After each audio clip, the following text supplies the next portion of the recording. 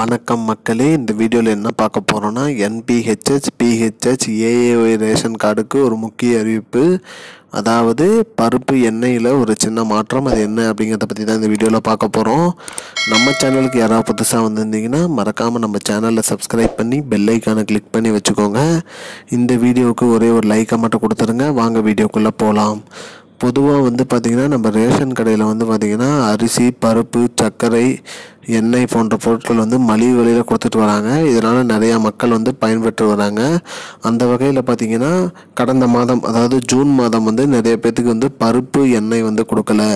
அதில் தாமதமாக இருக்குது, ஸ்டாக் இல்லைன்னு சொல்லி இது பண்ணியிருக்காங்க. அந்த பருப்பு எண்ணெய் எல்லாமே இந்த மாதம், அதாவது ஜூலை மாதம் நம்ம பொருள் வாங்கும்போது அதையும் சேர்த்து வாங்கிக்கலாம்னு சொல்லி அமைச்சர் திரு சக்கரபாணி அவர்கள் சொல்லியிருக்காரு. அதாவது பருப்பு எண்ணெய் யார் யார் கடந்த மாதம் வாங்காமல் விட்டுருக்காங்களோ அவங்க அனைவருமே இந்த மாதம் ரேஷன் கடையில் போன மாதத்தோட பருப்பு எண்ணெயும் சேர்த்து வாங்கிக்கலாம் அப்படின்னு சொல்லியிருக்காரு. அதனால் மக்களே, பருப்பு எண்ணெய் போன மாதம் வாங்காத அனைவருமே இந்த மாதம் நீங்கள் அதையும் சேர்த்து வாங்கிக்கலாம்.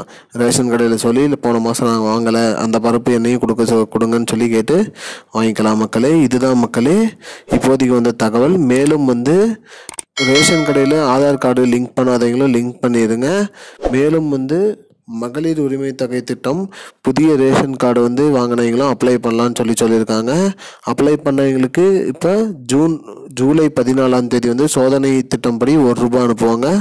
ஜூலை 15ஆம் தேதி அனைத்து பேருக்குமே ₹1000 அனுப்பி செக் பண்ணி க்ளோஸ் பண்ணிடுவாங்கன்னு சொல்லியிருக்காங்க. இதுதான் மக்களே இப்போதைக்கு முக்கியமான 2 பயனுள்ள தகவல்.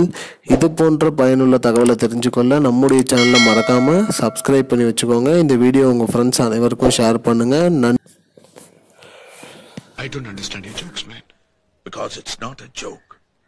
முன்ன பின்ன தெரியாத ஒரு பையனுக்காக விடுற அந்த மனசு இருக்க, அதான் கடவுள்.